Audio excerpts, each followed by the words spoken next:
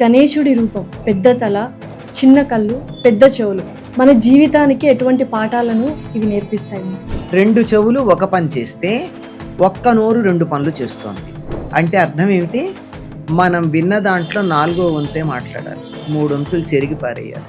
సగం తినడానికి వాడితే ఆరోగ్యం బాగుంటుంది, సగమే మాట్లాడడానికి వాడితే మన చుట్టుపక్కల వాళ్ళతో ఉన్న సంబంధ బాంధవ్యాలు బాగుంటాయి. విఘ్నేశ్వరుడికి మూషికం వాహనంగా ఎందుకు ఇచ్చారు? అనింద్యుడు అనేటటువంటి ఒక రాక్షసుడు మూషిక రూపంతో లోకాలన్నింటినీ బాధ పెడుతున్నాడు. వాణ్ణి యుద్ధంలో గెలిచి తన వాహనంగా చూసుకున్నాడు. ఎందుకు ఏకదంతమే వచ్చింది? నేను శివభక్తుణ్ణి, నన్నడ్డుకుంటావా అని చెప్పి పరశురాముడు అతనితో పరశు వేసి కొట్టాడు. ఆ కొట్టినప్పుడు ఒక దంతం విరిగిందని, ఆ విరిగిన దంతంతోనే ఆయనతో యుద్ధం చేశాడని చెప్తారు. గణేశుడికి 108 పేర్లు అంటుంటారు. సో ఆ పేర్ల వెనుకలు ఉన్న ఆధ్యాత్మికత ఏమిటి? కొన్ని ఆయన రూపాన్ని తెలియచెప్పేవి, కొన్ని ఆయన తత్వాన్ని తెలియచెప్పేవి. ప్రతి ఒక్కళ్ళు వివిధ రకాలుగా పూజా నియమాలు చేస్తుంటారు. ఇలా చేసుకోకూడదు కానీ ఇలా చేసుకుంటున్నారు ఇప్పుడు ప్రజెంట్ జనరేషన్ అనేవి ఏమైనా ఉన్నాయి? ఆయన అమ్మవారి యొక్క నలుగు పిండితో తయారయ్యాడు. ఎంత ఆర్గానిక్ మెటీరియల్ అమ్మా అది. పసుపు వినాయకుడు చాలా ప్రధానం. మిగిలింది మట్టితోనో పిండితోనో చేసుకోవాలి కానీ ప్లాస్టర్ ఆఫ్ ప్యారిస్ లాంటి దాంతో చేయకూడదు. మళ్ళీ భూమిలో కలిసిపోయేటట్టు ఉండాలి. ఆర్భాటం చేయకుండా చాలా చక్కగా భక్తి శ్రద్ధలతో పూజించుకోండి. వినాయక చవితి గురించి, వినాయకుడి గురించి ఒక సందేశం ఇవ్వాలి అంటే ఏమనిస్తారు? ఏదైనా సరే విలువైన వస్తువు రాజు దగ్గరే ఉండాలి కానీ వ్యక్తుల దగ్గర ఉంటే ప్రాణాంతకం అవుతుంది. హలో, నమస్తే అందరికీ. ఇవాళ ఉన్న గెస్ట్ చాలా స్పెషల్ అండ్ పరిచయం అక్కర్లేని పేరు.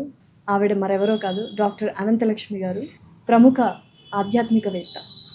నమస్కారం అనంతలక్ష్మి. నమస్తే అమ్మా. ఎలా ఉన్నారు? బాగున్నానమ్మా. ముందుగా వినాయక చవితి శుభాకాంక్షలు. మీ అందరికీ కూడానమ్మా, మీకు, మీ యాజమాన్యానికి, ప్రేక్షకులకి, ఎక్కడెక్కడైతే వినాయకుడి పూజ చేస్తూ ఉంటారో ప్రపంచం మొత్తం మీద వారందరికీ కూడా వినాయక చవితి శుభాకాంక్షలు. Thank you ma'am, thank you. అయితే వినాయకుడి గురించి ఇప్పుడున్న జనరేషన్కి చాలా కొంతమందికే కొన్ని విషయాలు మాత్రమే తెలుసు. అందుకని మీ ద్వారా ఇప్పుడున్న చిన్నపిల్లలకి ఎస్పెషల్లీ వినాయకుడి గురించి, ఆయన మహత్యాల గురించి, ఆయన ఎలా ఆవిర్భవించారు అన్న విషయం గురించి మాట్లాడుకుందాం మ్యామ్. మొట్టమొదటిగా అసలు విఘ్నేశ్వరుడు ఎలా అవతరించారు అన్న ఒక కథ చాలా ఇంట్రెస్టింగ్గా ఉండేది. చిన్నప్పుడు చాలా చక్కగా వినేవాళ్ళం. మరొక్కసారి ఇప్పుడున్న జనరేషన్ పిల్లలకి మీరు ఒకసారి చెప్తే వినాలనిపిస్తుంది. అమ్మ, ఒక్కొక్క యుగంలోనూ వినాయకుడు ఒక్కొక్క పద్ధతిలో ఆవిర్భవించాడు. ప్రస్తుతం మనకు కనపడేటటువంటి వినాయకుడు ఉన్నాడే, గజాననుడు, ఏనుగు ముఖం కలిగినటువంటి వినాయకుడు ద్వాపర యుగం చివరిలో ఈ రూపంతో ఆవిర్భవించడం జరిగింది. కృతయుగం నుంచి కూడా గణపతి తత్వం అయితే ఉంది. ఒక్కొక్క యుగంలోనూ ఒక్కొక్క తత్వంగా, ఒక్కొక్క రూపంగా ఆవిర్భవించాడు. ఈ ద్వాపర యుగంలో మాత్రం మనం చూసేటటువంటి ఏనుగు ముఖంతో ఉన్నటువంటి రూపంతో ఆవిర్భవించాడు. ఈయనకి ఏనుగు ముఖం రావడానికి మనం చూసేటటువంటి స్కాంద పురాణంలో ఉన్నటువంటి కథ, అలాగే శివపురాణం, వీటిల్లో ఉన్న కథలు కొన్ని ఆధారంగా ఉన్నాయి. దాని ప్రకారం ఈయనకి ఈ ముఖం పుట్టుకతో లేదు, తర్వాత వచ్చింది. అయితే గజాసురుడి యొక్క శిరస్సుని తీసుకుని వచ్చి శివుడు ఈ వినాయకుడికి పెట్టడం జరిగింది. ఈయన ఇలా వినాయకుడు అని లేదు అసలు, అప్పటికి పేరే లేదు, ఏ పేరు లేదు. పార్వతీదేవి భర్త వస్తున్నాడు గజాసురుని సంహరించి అని సంతోషంతో అభ్యంగన స్నానం చేద్దాం అని పెట్టుకుంది. పండగకి ఎప్పుడు అభ్యంగన స్నానమే చెయ్యాలి, ఊరికే నెత్తి నీళ్లు పోసుకోకూడదు, అశుభం. అభ్యంగన స్నానం అంటే తలకి ఒంటికి నూనె రాచుకుని చక్కగా రుద్దుకుని స్నానం చేయడం, నలుగు పెట్టుకోవడం వీలైతే. ఆ నలుగు పెట్టుకుంటూ ఉన్నప్పుడు ఆ నలుగు పిండి అలా బోలుడు వస్తే దాన్ని చూస్తూ ఆవిడ ఊరుకోకుండా చక్కగా బొమ్మ చేసింది. మనం కూడా చూస్తాం కదమ్మా, పిల్లలు అమ్మ రొట్టెలు చేస్తూ ఉంటే పక్కన కూర్చుని పిండి తీసుకుని రకరకాల బొమ్మలు చేస్తారు, ఆల్ఫాబెట్స్ అని, నంబర్స్ అని రకరకాలు చేస్తారు. ముందుగా వాళ్ళకి వచ్చేటటువంటిది ఏమిటంటే పాము బొమ్మ, తేలిగ్గా చేయొచ్చు, అది చేస్తారు. ఆ తర్వాత రకరకాలు చేస్తారు. అట్లాగే ఆవిడ కూడా ఊరుకోలేకుండా కూర్చుని చక్కగా ఒక బొమ్మ చేసింది. చాలా చక్కగా వచ్చింది బొమ్మ. ఎంత బాగా వచ్చిందో, అంత చేసిన బొమ్మని చూసి తానే మురిసిపోయి దానికి ప్రాణం పోసి, నేను స్నానం చేస్తున్నాను, ఎవరూ రాకుండా కాపలా ఉండు అని చెప్పి. అయితే ఈ లోపల శివుడు రావడం జరిగింది. గజాసురుని సంహరించాడు. గజాసురుడు నంది తన పొట్ట చీలిస్తే గాని బయటికి రాలేడు, శివుని తన పొట్టలో పెట్టుకున్నాడు. అందుకని ఆ శివుడు మాట ఇచ్చాడు గనక శివుడిని పంపిస్తానన్నాడు కానీ బాధేస్తుంది. మాట ప్రకారం ఇవ్వాలి కానీ అందుకని అన్నాడు, నా శిరస్సు లోకపూజ్యం అయ్యేటట్టు, ఆ తరువాత నా శరీరం మీద ఉన్న చర్మం నువ్వు ధరించేటట్టయితే నన్ను తీసుకో బయటికి అన్నాడు. అంటే శివుడు తన లోపల ఉండాలి గనక చర్మం ఒంటి మీద శివుడు కప్పుకుంటే తన లోపల ఉన్నట్టే. సరే అవి రెండు తీసుకుని వచ్చాడు. లోపలికి వస్తూ ఉంటే ఈ కుర్రవాడెవరో అడ్డం పడ్డాడు లోపలికి రావద్దని. దాంతో త్రిశూలంతో అతడి శిరస్సుని ఖండించి లోపలికి వెళ్ళాడు. అప్పటికి పార్వతీదేవి చక్కగా అభ్యంగర స్నానం చేసింది, అలంకరించుకుంది. శివుడు పార్వతి మాట్లాడుకుంటూ ఉన్నారు. అప్పుడు ఏదో మాటల మధ్య గుమ్మంలో ఉన్న పిల్లవాడి సంగతి వచ్చింది. అతడెవడు గుమ్మంలో ఉండి నన్ను అడ్డుపడ్డాడు, అతన్ని నేను శిరస్సు ఖండించి లోపలికి వచ్చానంటే పార్వతి బాధపడింది. తను తయారు చేసింది కదా, అందుకని ఆ బొమ్మ తన కుమారుడుగా భావించుకుంటున్నదని చెప్పి బాధపడుతూ ఉంటే ఆవిడ బాధ చూడలేక ఎట్లాగో శిరస్సే కదా తీసేసింది, అతికించాలి కదా, అతికించేది పాత శిరస్సు ఎందుకు అని తను తెచ్చినటువంటి ఆ గజాసురుడి శిరస్సు అతికించాడు. అప్పటి నుంచి ఆయన్ని గజాననుడు అన్నాడు. మరి పార్వతీదేవి బాధపడదా?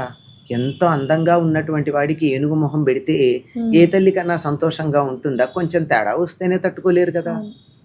అందుకని ఇతడు లోకపూజ్యుడవుతాడు, ప్రమదగణాలకు అధిపతి అవుతాడు అంటూ అతడికి అనేకమైనటువంటి వరాలు కూడా ఇచ్చేయడం ఇవన్నీ జరిగాయి. ఇలా గజాననుడుగా అవతరించటం జరిగింది. అయితే విఘ్నేశ్వరుడికి మూషికం వాహనంగా ఎందుకు ఇచ్చారు? వాహనంగా ఎవరు ఇవ్వలేదండి. అనింద్యుడు అనేటటువంటి ఒక రాక్షసుడు మూషిక రూపంతో ఉండి లోకాలన్నింటినీ బాధ పెడుతున్నాడు. మూషికం చేసే పని ఏమిటి? తవ్వడం, భూమిలోకి వెళ్ళిపోవడం, ఆహారం తినేసేయడం, అందరినీ బాధించటం. ఇదిగో ఈ ఋతువులో మనకు అవే కనపడుతూ ఉంటాయి ఎట్లాంటి చోట్ల కూడా, ఎలుకలు. వాడి పేరు అనింద్యుడు. వాణ్ణి యుద్ధంలో గెలిచి తన వాహనంగా చేసుకున్నాడు. చూసారా, శత్రువుని కూడా వాడుకోవటం. వినాయకుడికి ఉన్నటువంటి తెలివితేటలు ఏమిటంటే సంహారం చేయడం పెద్ద కష్టమేం కాదండి, ఎవరైనా చంపేయచ్చు. చంపేస్తే గొప్ప, చంపకుండా వాళ్లకున్న సామర్థ్యాన్ని తాను ఉపయోగించుకోవడం ఉందే, అది ఘనత, వినాయకుడు చేసిన పని అది. ఆ అనింద్యుడు అనబడేటటువంటి ఆ మూషికాన్ని నువ్వు నా వాహనంగా ఉంటే నేను చంపను అన్నాడు. చేత వాహనంగా ఉండడం జరిగింది. అనింద్యుడిని ఆ విధంగా, తన పేరు అనింద్యుడు, నువ్వు అనింద్యుడుగా ఉంటేనే నిందించటానికి తగినవాడు కాదు, అలా ఉంటేనే నువ్వు నా వాహనంగా బతికుంటావు అని చెప్పి వాడిని వాహనంగా చేసుకున్నాడు. మరి మహాభక్తుడు అయిపోయాడు కదా తర్వాత అనింద్యుడు. భక్తుడో కాదో గానీ బ్రహ్మాండమైన సేవకుడు, చెప్పిన మాట వింటాడు. సో అయితే మేము మొదట ఏ శుభకార్యం జరిగినా మనము వినాయకుడినే పూజించాలి అనే పద్ధతి ఎక్కడి నుంచి మనకు వచ్చింది? గణానాన్త్వా గణపతి గంహవామహే కవిం కవీనాముపమశ్రవస్తమం జ్యేష్ఠరాజం బ్రహ్మణాం బ్రహ్మణస్పత ఆనశృణ్వన్నోతిభిః సీదసాదనం. ఇది ఋగ్వేద మంత్రం. ఋగ్వేద కాలం నుంచి గణానాన్త్వా గణపతికిం హవామహే, గణములకు అధిపతి అయినటువంటి ఓ గణపతి గణనాథ, నిన్ను మా యజ్ఞశాలలకు ఆహ్వానం చేస్తున్నాము, వచ్చి మా పనులు చక్కగా జరిగేటట్టుగా చూడవలసినది అని ప్రార్థించారు. మొట్టమొదట కృతయుగంలో యజ్ఞాలు మాత్రమే చేసేటటువంటి రోజుల్లో ప్రధానంగా ముందు గణపతిని ఆవాహన చేశారు. అప్పటి నుంచి ఇప్పటిదాకా గణపతి పూజింపబడుతూనే ఉన్నాడు.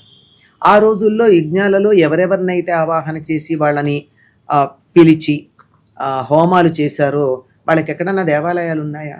వరుణుడికుందా? అగ్నికుందా? వాయువుకుందా? లేదు కదా, ఒక గణపతికే ఉంది. ఎందుకు అంటే ఈయన గణములకు అధిపతి. గణములు అంటే సముదాయాలు. ఈ గణములన్నీ కూడా ఏకోన్ముఖంగా పనిచేయించగలిగినటువంటి శక్తికి గణపతి అని పేరు. మనం వినాయకుడు, విఘ్నేశ్వరుడు ఇట్లాంటి పేర్లు తర్వాత చెప్పుకున్నా, ఆయనకి ప్రథమంగా ఉన్నటువంటి గణపతి. గణపతి నవరాత్రులు అంటామా, వినాయక నవరాత్రులు అంటామా? గణపతి నవరాత్రులు అనే కదా, గణేష ఉత్సవాలనే కదా చెప్తాం. ఈయన గణపతి, గణమునకు అధిపతి. గణానికి అధిపతి ఎలా ఉండాలి? ఒక గుంపు, గణం అంటే గుంపు, ఒక గుంపుకు అధిపతి ఎలా ఉండాలి? అందరి చేత ఒకే అభిప్రాయంతో, ఒకే దృష్టితో, ఒకే లక్ష్యంతో పని చేయించగలగాలి. అంతే కదా. అంతేగాని ఎటువంటి కాదు, ఎవరు వాళ్ళు విడిగా నీకు నాకు వేరే అభిప్రాయాలు ఉండొచ్చు, నీ పని నువ్వు చేసుకోవచ్చు, నా పని నేను చేసుకోవచ్చు, కావాలంటే నాకు వ్యతిరేకంగా నువ్వు, నీకు వ్యతిరేకంగా నేను చేయొచ్చు. కానీ ఒక పని మీద మనం వెళ్ళినప్పుడు వ్యక్తిగతమైనటువంటి అభిప్రాయాలు పక్కకు పెట్టి మన లక్ష్యం ఏదైతే ఉందో దానికోసం పని చేయాలి. అలా చేయించగలిగినటువంటి శక్తి పేరు గణపతి. ఇప్పుడు యజ్ఞం చేస్తారు, యజ్ఞం చేయాలంటే యజ్ఞశాల శుభ్రం చేసే వాళ్ళ దగ్గర నుంచి వస్తువులు శుభ్రమైనవి తెచ్చేవాళ్ళ దాకా, ఆ తర్వాత హోత అంటే హోమం చేసేవాడు, ఉద్గాత మంత్రం చెప్పేవాడు, ఆధ్వర్యుడు అంత వ్యవహారం నడిపేటటువంటి వాడు, ఇలా దీనికి కావలసినటువంటి వస్తు సంభారాలను తయారు చేసేవాడు, ఇట్లా వీళ్ళందరూ కలిపి చేస్తే కదా యజ్ఞం అవుతుంది. ఉదాహరణకి ఈ కార్యక్రమం నిర్వహించబడాలంటే ఎంతమంది సహకారం లేకపోతే అవుతుంది? ఇంతమంది ఈ కార్యక్రమం బాగా నిర్వహించబడాలి అని ఒకే ఏకాత్మతా భావంతో చేసేటట్టుగా చేయగలిగిన శక్తి పేరు గణపతి. అందుకని నేను ఇప్పుడు పూజ చేయాలంటే నా ఇంద్రియాలు ఒక చోట ఉండాలి. నేను ఇక్కడ మంత్రం చదువుతూ ఉంటాను, చెయ్యేమో ఇంకే పని చేస్తుంది, ఇట్లా చేసుకుంటాను, ఇట్లా అనుకుంటూ ఉంటాను, ముక్కేమో వంటింట్లో కూర మాడిపోతుందేమో అని ఆలోచన చేస్తూ ఉంటుంది, చెవేమో నీ దగ్గర నుంచి ఫోన్ వస్తుందేమో అని ఆలోచన. ఇంకేముంది? అది ఏకాత్మత భావన ఎక్కడుంది? దేనికి అదే అసలు ఏం పని ఉండదు. అటు కూర మాడుతుంది, నీ ఫోను మిస్ అవుతాను, ఇటు పూజ లేదు, అన్నీ పోతాయి. ఇవన్నీ కలిపి ఏ పని చేస్తున్నా అన్నీ ఏకోన్ముఖంగా చేసేట్టుగా చేసేటటువంటి శక్తి పేరు గణపతి. ఏదైనా ఒక సంస్థ కానీ మనం చేసే ఒక పని కానీ గట్టిగా చెప్పాలంటే మన శరీరంలో ఉన్నటువంటి వివిధమైన అవయవాలు కానీ ఒకే లక్ష్యంతో పని చేయించే శక్తి ఏదైతే ఉందో అది గణపతి. కన్ను దాని పని చేసుకుంటాను, చెవి దాని పని చేసుకుంటాను, పొట్ట దాని పని చేసుకుంటాను, కాళ్ళు దాని పని చేసుకుంటాను అంటే కుదురుతుందా? అన్నీ ఒకే రకంగా ఉండాలి కదా. అలాంటి సముదాయాలను ఏకోన్ముఖంగా చేయించే శక్తి గణపతి కనుక ఏ పని చేసినా అందులో తేడాలు రాకుండా అందరూ చక్కగా ఒకే లక్ష్యంతో చేసేట్టుగా ఉండాలి కనుక ముందు మహాగణాధిపతిని పూజిస్తాం, ఆ తర్వాతే వినాయక వ్రతకల్పం చెప్పుకునేది. ముందు మహాగణాధిపతిని పూజించాకే వినాయక వ్రతకల్పం. అది గణేశుడి రూపం పెద్ద తల, చిన్న కళ్ళు, పెద్ద చెవులు మన జీవితానికి ఎటువంటి పాఠాలను ఇవి నేర్పిస్తాయి? చెవులు పెద్దవి, ఊగుతూ ఉంటాయి, అంటే అన్ని పక్కల నుంచి వినాలి, విని చాటల్లాగా ఉంటాయి, చెరగాలి, అక్కర్లేనిది వదిలేయాలి. ముఖ్యంగా ఈ రోజుల్లో చాలా అవసరం. ఎందుకంటే వాట్సాప్ యూనివర్సిటీ ఒకటి ఉంది కదా, సోషల్ మీడియా యూనివర్సిటీ కూడా ఉంది. వాటిల్లో నోరుంది, చేతిలో ఫోన్ ఉంది, అంచేత ఇష్టం వచ్చినట్టుగా పెట్టేస్తున్నారు, ఏది తోస్తే అది. మొన్న ఆగస్టు 2న చంద్రగ్రహణం అన్నారు. ఆగస్టు 2 అష్టమి, చంద్రగ్రహణం ఎట్లా వస్తుందమ్మా? బోలెడు వ్యూస్ ఉన్నాయి దానికి. ఎందుకు అంటే కాదనడానికైనా కావాలిగా. అది ఇలా చెత్తా చెదారం వస్తుంది. వాటన్నిటినీ చేటలో పొట్టు చెరిగేసినట్టు చెరిగేయాలని చెప్పి చెవులు ఎప్పుడు ఆడిస్తూ ఉంటాడు. అన్ని పక్కల నుంచి వింటాడు, పనికిరాంది బయట పెడతాడు, లోపలికి తీసుకుంటాడు. అందుకు చెవులు పెద్దవి ఊగుతూ ఉంటాయి. అది అక్కడ నేర్చుకోవాల్సింది. ఇంకోటి, ఆయన తొండం కూడా ఉందమ్మా కదా. తొండం ఏమిటి? నోరు చేసే పని ఏమిటి? 2 పనులు చేస్తుంది, మాట్లాడటము, తినడం. 2 చెవులు ఒక పని చేస్తే ఒక్క నోరు 2 పనులు చేస్తోంది. అంటే అర్థం ఏమిటి? మనం విన్న దాంట్లో 4వ వంతే మాట్లాడాలి, 3 వంతులు చెరిగి పారేయాలి. మామూలుగా మనకు కూడా అంతే. మనకు కూడా 2 చెవులు, ఒక నోరే ఉంది, నోటితో 2 పనులు చేస్తున్నాం కనుక హాఫే మాట్లాడడానికి వాడాలి, హాఫే తినడానికి వాడాలి. సగం తినడానికి వాడితే ఆరోగ్యం బాగుంటుంది, సగమే మాట్లాడడానికి వాడితే మనతో ఉన్నటువంటి పరిసరాల్లో మన చుట్టుపక్కల వాళ్ళతో ఉన్న సంబంధ బాంధవ్యాలు బాగుంటాయి. కరెక్ట్. వినడం మాత్రం 2 చెవులతోనూ అన్ని పక్కల నుంచి వినాలి. వినదగున ఎవ్వరు చెప్పిన వినినంతని వేగపడక వివరింపదగున్ కదా, అంత జాగ్రత్తగా. పైగా ఇంకోటి ఏమిటంటే ఈయన దగ్గర మనం గుర్తుంచుకోవాల్సిన తొండం ఉంది. చాలా ఎంగిలి అంటూ పాటిస్తాడమ్మా.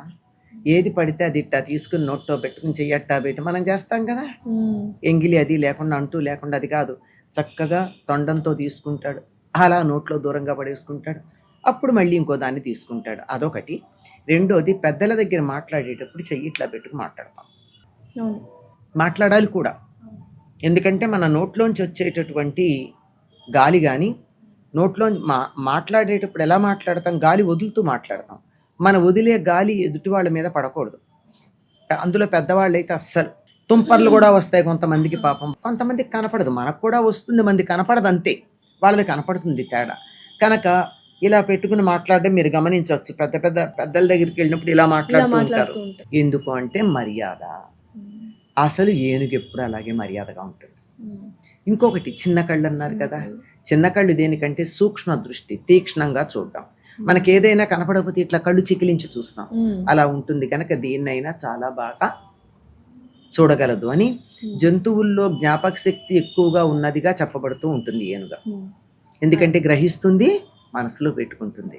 ఎన్నుండే గ్రహించాలి, చెవులతో గ్రహించాలి, కళ్ళతో గ్రహించాలి, దాన్ని చాలా జాగ్రత్తగా అతి తక్కువ మాట్లాడాలి అన్నది ఏనుగు యొక్క రూపాన్ని చూస్తే మనకు అర్థం అవుతుంది. మ్యామ్, గణేశుడికి 108 పేర్లు అంటుంటారు.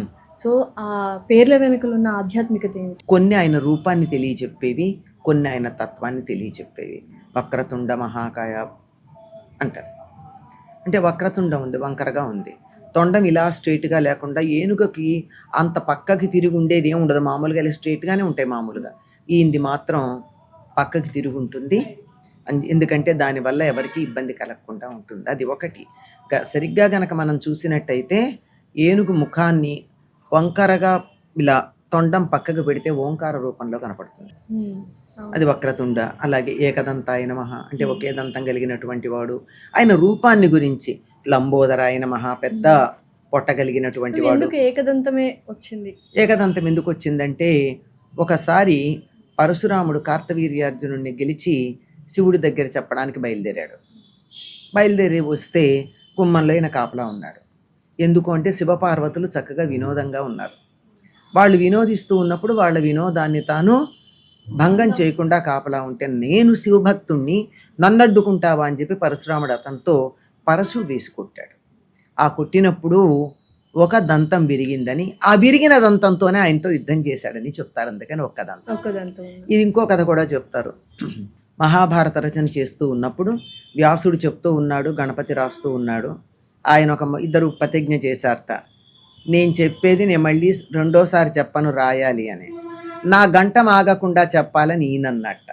ఇద్దరు అలా అంటూ ఉంటే గంటం విరిగిపోయిందిట. మరి ఆగిపోతే ప్రతిజ్ఞ పోయినట్టు కదా. అందుకని గపాలన ఈ దంతాన్ని విరిచి దాంతో రచించాడు అంటారు.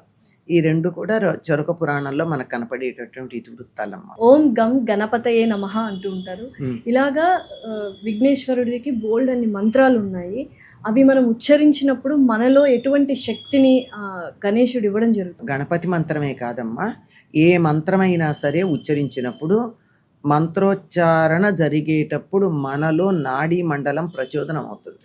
ఎందుకంటే మనం ఒక మంత్రాన్ని స్పష్టంగా ఉచ్చరిస్తే అనకూడదు, ఉచ్చరిస్తే స్పష్టంగా ఉచ్చరించినప్పుడు నాలుక ఈ మొత్తం నోరు మొత్తాన్ని కూడా అంగిలి అంటాం కదా, ఈ మొత్తం అంతా కూడా పుక్కిలి.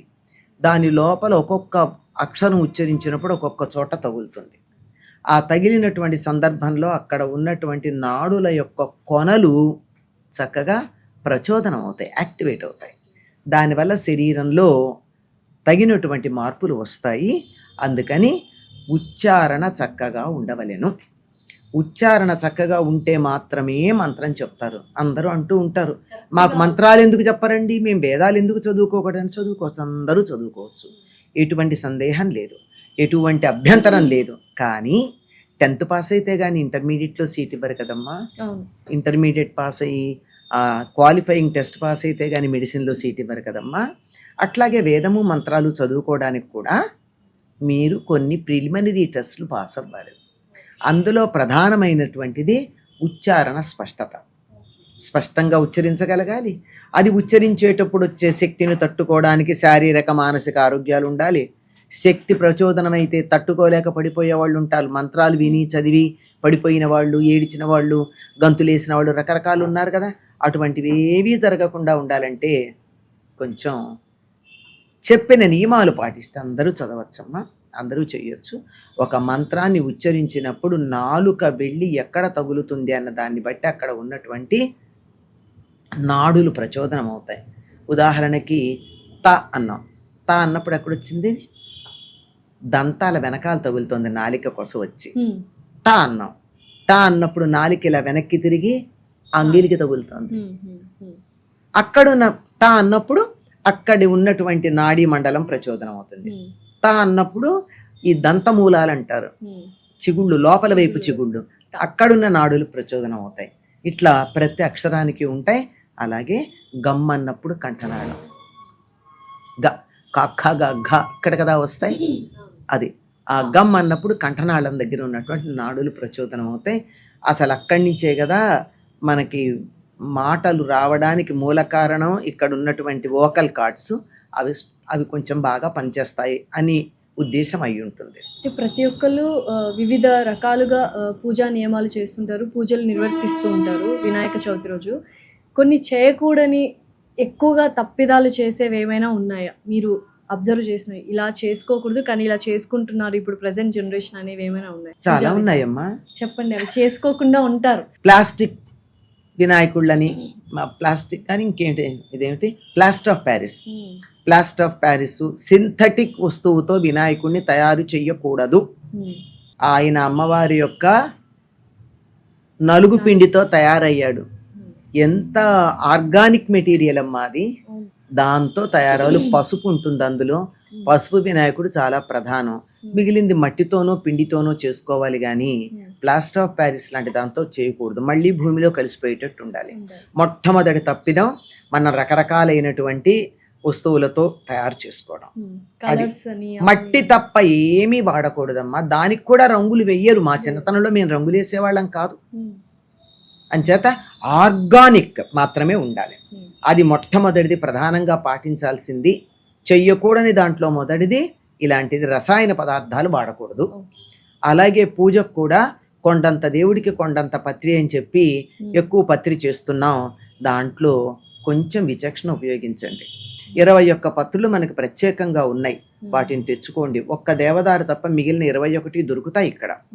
పోనీ దొరకలేదు అనుకుందాం, ఉన్న వాటితో చేద్దాం, చెయ్యొచ్చు. కానీ ఈ పార్టీని ఏమంటారు, కాంగ్రెస్ వీడ్ అంటారు, అది మంచిది కాదు. అది ఇంట్లో పెట్టామంటే ఆస్తమా వస్తుంది. అంటే దాని నుంచి వచ్చేటటువంటి పాలెన్ గ్రెయిన్స్ ఏవైతే ఉన్నాయో అవి ఊపిరితిత్తులకు సంబంధించిన వ్యాధుల్ని కలిగిస్తాయి. కనుక అటువంటిది అజాగ్రత్తగా తీసుకొచ్చి ఏ దూలగుండో లేకపోతే నాభ్యో, అంటే మొదటంత విషముష్టి అంటారు, అలాంటి చెట్లకు కాకుండా ఇది పనికొస్తుంది అనుకున్న వాటి పత్రే తీసుకురండి. చాలా చెట్ల పత్రి పనికొస్తుందమ్మా. పనికిరానివి కొన్ని ఉన్నాయి, వాటిని జాగ్రత్తగా చూసి, ముఖ్యంగా మనకు దొరికేది ఈ పార్థీనియం ఎక్కువ వస్తుంది కదా, దాని గురించి చెప్తున్నాను. అలాంటివి చెయ్యండి. తర్వాత రకరకాలైనటువంటి కృత్రిమ పదార్థాలు పూజల్లో వాడకండి. ఆర్భాటం చెయ్యాల్సిన పని లేదు, ఎందుకు చేస్తున్నారో తెలియదు.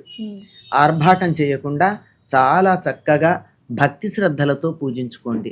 భక్తి ప్రధానం కానీ ఆర్భాటం ప్రధానం కాదు. నువ్వు ఎన్ని కిలోల పూలు తెచ్చావు, ఎన్ని బళ్ళతో పత్రి తెచ్చావు, ఎంత పెద్ద వినాయకుడు పెట్టావు అన్నది కాదమ్మా. ప్రధానమైంది నువ్వు ఎంత భక్తిగా చేసుకున్నావు అని. భక్తి ప్రధానం, అది ఇంపార్టెంట్, చాలా ముఖ్యం. అయితే ఇప్పుడు వినాయకుడికి మోదకం అంటే చాలా ప్రీతి, దాని ప్రాముఖ్యం ఏమిటి మ్యామ్? అమ్మ, సంస్కృతంలో మోదకం అంటే లడ్డు అనే అర్థమే ఉంది, కానీ తెలుగులో మాత్రం మోదకాలంటే మనకి మోదకానికి ఇంకో అర్థం కూడా ఉంది. వాళ్ళ అర్థం తీసుకుంటారు, మనం ఉండ్రాళ్ళు అన్న అర్థం తీసుకుంటాం.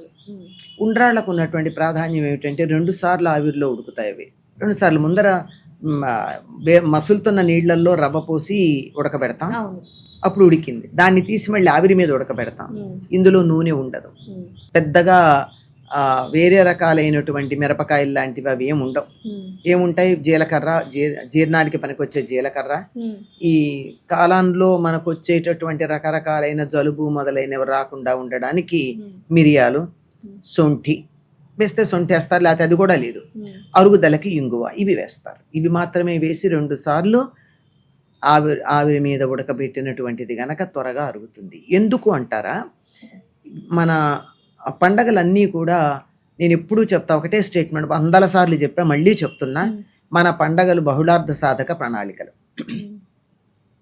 వ్యక్తి యొక్క ఆరోగ్యం, వ్యక్తి యొక్క ఔన్నత్యం, కుటుంబ సౌఖ్యం, సమాజ స్పృహ, పర్యావరణ పరిరక్షణ, వీటితో పాటు అంతరిక్ష విజ్ఞానం, ఈ 6 అంశాలు ప్రతి పండగలోనూ ఉంటాయి మనకి. అందులో ఆరోగ్యం అన్న చూసుకున్నట్టయితే ఇది సరిగ్గా వానలు పడుతూ ఉద్ధృతంగా ఉండే రోజులు, కొత్త నీళ్లు వస్తూ ఉంటాయి. ఇప్పుడు సురక్షిత నీటి పథకంలో కూడా రక్షించబడిన నీరు వస్తోందో లేదో మనకి సందేహం గనకే మనం మళ్ళీ వాటి నీళ్ళల్లో ప్యూరిఫై చేసుకుని వాడుకుంటున్నామంటే అర్థం చేసుకోండి. అది మరి ఇవన్నీ లేని రోజుల్లో ఏం చేసేవారు, వీటి వల్ల ఎటువంటి అనారోగ్యాలు రాకుండా వాళ్ళ పద్ధతులు వాళ్ళకు ఉండేవి. బొగ్గుతో ఇసుకతో చక్కగా జాగ్రత్తగా వడగట్టుకునేవారు, నీళ్లు వాడేవారు, లేకపోతే చిల్లగింజ వేసుకునేవారు, సరిపోయేది. చక్కగా శుభ్రంగానే ఉండేది. కానీ అయినా ఎక్కడో అక్కడ మన నీళ్ళు తాగడానికి ఇది వాడినా, ఉక్కిలించి ఉమ్మేయడానికో, పళ్ళు తోముకునేటప్పుడు, స్నానం చేసేటప్పుడు బయట నీళ్ళు ఏమన్నా నోట్లోకి పోతే మరి ఆ క్రిములు లోపలికి వెళ్ళి అనారోగ్యం రావచ్చు కదా. కడుపు నొప్పి వస్తుంది. ముఖ్యంగా ఇప్పుడు వచ్చేవి అవే విరేచనాలు, వాంతులు, జ్వరాలు, దగ్గు, జలుబు. అంతేగా. ఇవన్నీ పోగొట్టడానికి పనికొచ్చేటటువంటివి మనకు అందుబాటులో ఉండే మొక్కలు అవే 61 పత్రులు. అవి అయ్యాక మరికి బలం కావాలి. అట్లా అని చెప్పి జీర్ణశక్తి ఇప్పుడు ఎక్కువగా ఉండదు. సూర్యుడు ఎక్కువ లేకపోతే జీర్ణశక్తి తక్కువ ఉంటుంది. అందుకే పూర్వులు 120 ఏళ్ళు బతకడానికి కారణం ఏమిటంటే సూర్యుడు లేకపోతే తినేవాళ్ళు కాదు. అంటే సాయంకాలం 6:30 అయిందంటే భోజనం చేసేవాళ్ళకు సూర్యకాంతి లేదు గనక. ఉదయం 6 గంటల లోపల ఏమీ తీసుకునేవాళ్ళు కాదు. సూర్యుడు ఉంటేనే జీర్ణశక్తి ఉంటుంది. అది లేకపోతే ఏం జరుగుతుంది, ఒబేసిటీ వస్తుంది లేదా డయాబెటీస్ వస్తుంది. ఈ రెండింటికి కారణం ఏమిటో వంట పట్టట్ల పేరుకుపోతుంది. మరి అది లేకుండా మరి బలం కావాలి, అరుగుదల తక్కువ ఉండే కాలం వానలు పడతాయి గనక అందువల్ల 2 సార్లు ఉడకబెట్టింది నూనె లేనటువంటిది అందులో వేసిన పప్పు ఏమో పూర్వం పెసరపప్పు వేసేవారు, ఇప్పుడు శనగపప్పు వేస్తున్నాం. ఏదైనా ఆ పప్పు ఏమో మనకి ప్రోటీను, అందులో ఉండేటటువంటి రవ్వ కానీ పిండి కానీ 2 రకాలుగాను చేస్తారు. అదేమో కార్బోహైడ్రేటు, మనకు కావలసినంత ఎనర్జీ వస్తుంది. ఎందుకంటే వేసవి కాలంలో ఎనర్జీస్ డ్రైన్ అయిపోయి ఉంటాయి. అందుకే ఇటువంటి పదార్థం పెట్టమన్నది. ఇది చేసే పద్ధతులు కూడా రకరకాలుగా అనేక రకాలైన మోదకాలు చేస్తారు. సో విఘ్నేశ్వరుడు అంటేనే విఘ్నాలు తొలగించేవాడు అంటారు. అసలు ఎందుకు మ్యామ్ విఘ్నాలు ఎందుకు తొలగిస్తున్నారు విఘ్నేశ్వరుడు అంటే ఏమంటారు? అసలు విఘ్నేశ్వరుడు యొక్క ఆవిర్భావం బ్రహ్మాండ పురాణాన్ని అనుసరించి లలిత సహస్రనామంలో కనపడుతుంది. మహాగణేశ నిర్భిన్న విఘ్నయంత్ర ప్రహర్షిత. దానికన్నా ముందు నామం కామేశ్వర ముఖాలోక కల్పిత శ్రీ గణేశ్వర. భండాసురుడు సర్వవిఘ్నము అనే ఒక యంత్రాన్ని తయారు చేశాడు. లలిత అమ్మవారు అతడితో యుద్ధం చేయడానికి వచ్చినప్పుడు సర్వవిఘ్న యంత్రం పెట్టాడు. అంటే ఏమిటి అర్థం, నువ్వేం చేసినా అది వెనక్కి కొట్టుకుపోతుంది, ఏం చేసినా వెనక్కి పెడుతుంది. బూమరాంగ్ నీకే తగిలి వెనక్కి వస్తుంది, కర్మ అంటారు, ఎవరికి వెళ్ళకి వస్తుంది. సో మరి ఏం చేయాలి అమ్మవారు? అందుకని ఆ విఘ్న యంత్రాన్ని పోగొట్టాలని ఆలోచించింది. దానికోసం అలా యుద్ధం చేస్తోంది కదా. ఒకసారి శివుణ్ణి చూసిందట. విఘ్నేశ్వరుడు పుట్టాడు. విఘ్నేశ్వరుడు ఎందుకు పుట్టాడు? విఘ్న యంత్రాన్ని పోగొట్టడానికి. కనుక ఆ విఘ్న యంత్రాన్ని ఆయన ఛేదించాడు.